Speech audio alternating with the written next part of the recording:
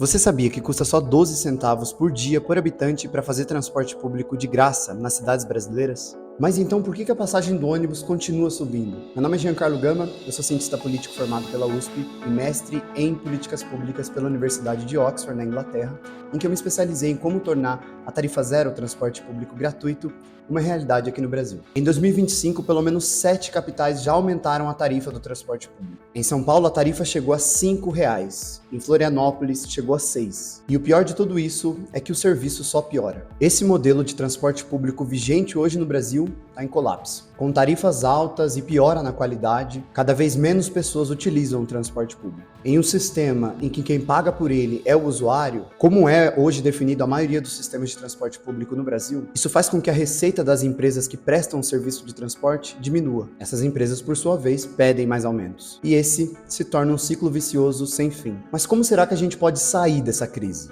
Uma solução possível e urgente é a tarifa zero. Hoje, o Brasil é referência mundial na implementação dessa política, com 118 cidades, tornando o transporte público completamente gratuito uma realidade. No meu mestrado em políticas públicas, eu estudei cada um dos modelos de implementação dessas cidades para entender como elas tornam isso possível e como isso ajuda a combater a crise que a gente vive hoje no transporte público. Com essa política de tarifa zero, as empresas que prestam o serviço passam a ser remuneradas por serviço prestado, ou seja, por quantidade de quilômetros executados e não por passageiro. Esse ciclo vicioso que acontece hoje é quebrado com a tarifa zero, retirando a tarifa do sistema e pagando as empresas pelo serviço que elas prestam. E sabe a melhor parte dessa política pública? É que ela pode ser muito barata para os governos implementarem. O que eu descobri no meu mestrado foi que a maioria das cidades que implementam hoje tarifa zero gastam menos de 2% dos seus orçamentos anuais para fazer essa política. E o dinheiro para executar essa política não vem de nova taxa, novo imposto. Mais de 80% das cidades que fazem tarifa zero